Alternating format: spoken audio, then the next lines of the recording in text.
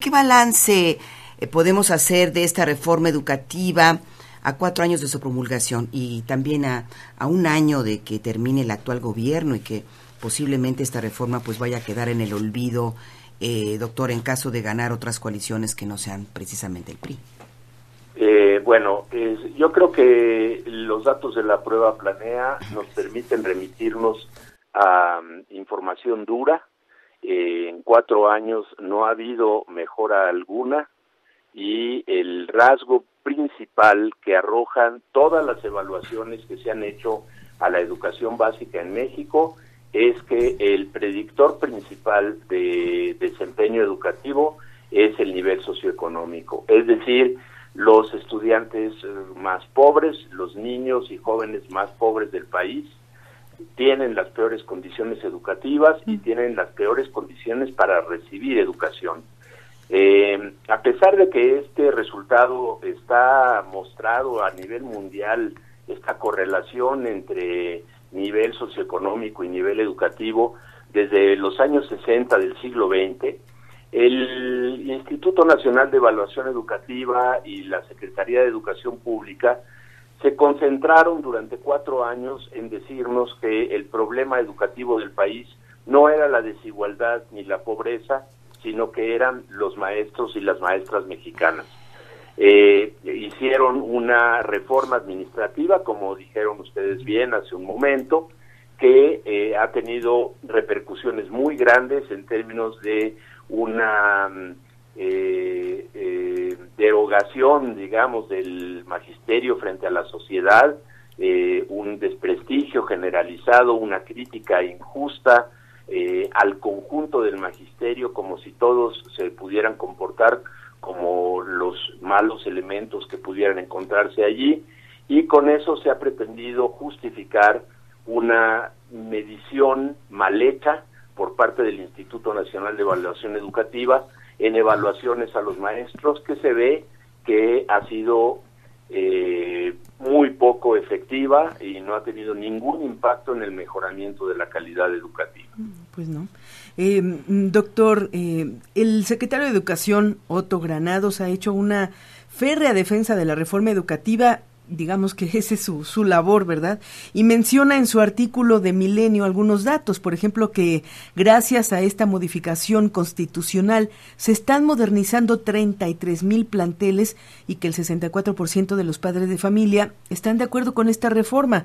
¿Qué opina usted de estas declaraciones, doctor? Pues yo creo, en primer lugar, que es llamativo que hayan puesto a un personaje político cuyo rasgo fundamental a lo largo de toda su trayectoria, desde que fue secretario particular de Carlos Salinas de Gortari, es que ha sido un golpeador. Entonces, no tenemos a un especialista educativo una vez más en la SEP, porque ni Chaufet, ni Nuño, ni Otto Granados son especialistas en educación, y lo que se ha dedicado a hacer es a golpear a los maestros también, a los críticos de la reforma. Él dice que cualquier persona que esté en contra de la reforma está en contra de la mejoría de la educación en el país, lo cual es una verdadera aberración. La mayoría de los estudiosos de la reforma educativa y de la educación en México hemos estado en contra de la reforma educativa, planteando otro tipo de transformaciones necesarias. Lo segundo que diría sobre las afirmaciones de Otto Granados es que si el secretario de Educación considera que hacían falta una serie de reformas constitucionales para mejorar 30,000 escuelas en el país, estamos muy mal ubicados, porque esa era una obligación de la Secretaría de Educación Pública desde el principio. Ese es el mandato de cualquier secretario y de cualquier gobierno federal, el mejoramiento de las condiciones educativas.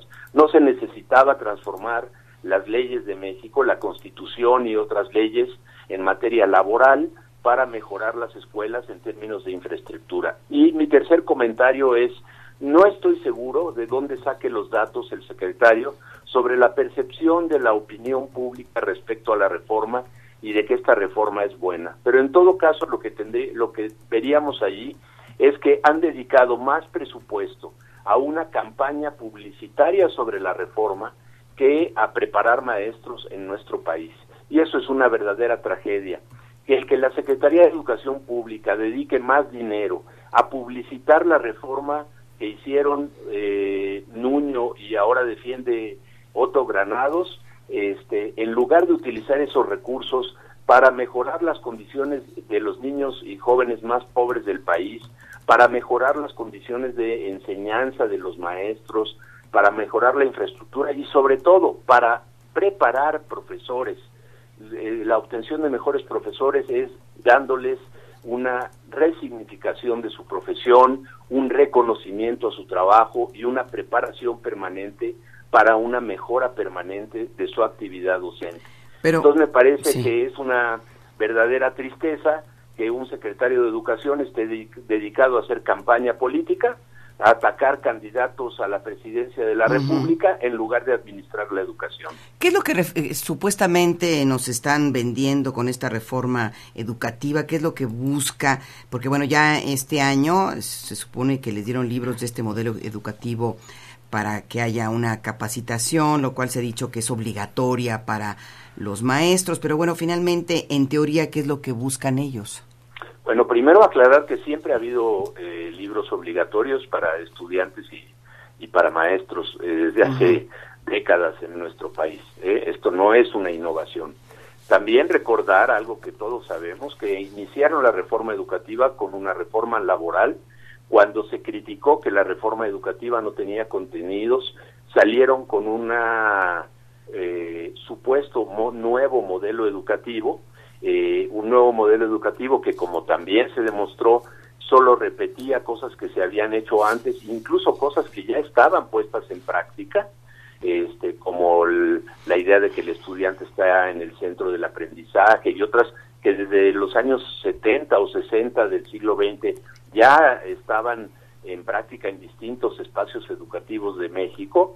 Un nuevo modelo educativo totalmente propagandístico, y es lo que nos han intentado vender, y en los hechos, al final de cuentas, lo que hicieron es disfrazar una reforma para el control del magisterio mexicano, que se les había salido del control político del PRI, con la ruptura de relaciones con la maestra Elbester Gordillo y con la oposición magisterial de la Coordinadora Nacional de Trabajadores de la Educación y de otros grupos, porque no es el único que cuestiona a la dirección sindical que está aliada a la SEP.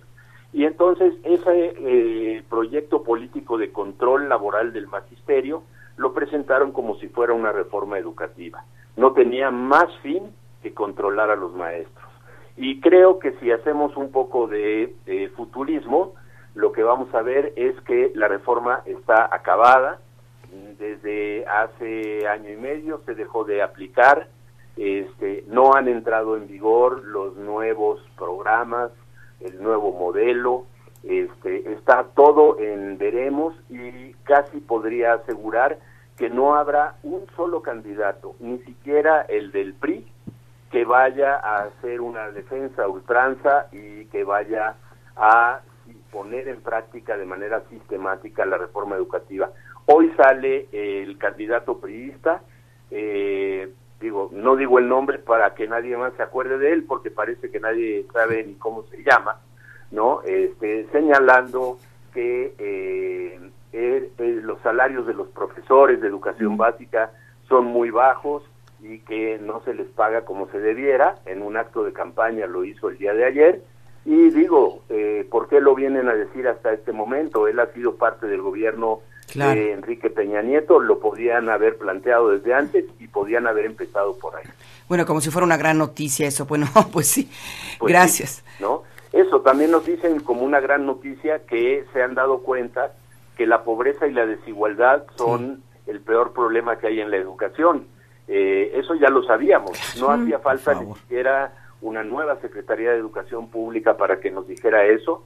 Los estudios, como les digo, de todo el mundo han mostrado eso durante décadas, y sin embargo no han atendido ese problema y se han dedicado durante lo que va del sexenio a confrontar al Magisterio Nacional, a vituperar al Magisterio Nacional, a construir campañas de desprestigio de maestras y maestros, empezando con la película de Panzazo, con mexicanos primero denostando a maestros, y con el gobierno federal haciéndose eco y promoviendo toda esa caracterización del magisterio mexicano como mal preparado, poco profesional, poco comprometido, y con la necesidad de controlarlo a través de una serie de mecanismos que se han probado ineficaces, mal diseñados y sin ningún impacto en la mejoría educativa de los estudiantes de nuestro país.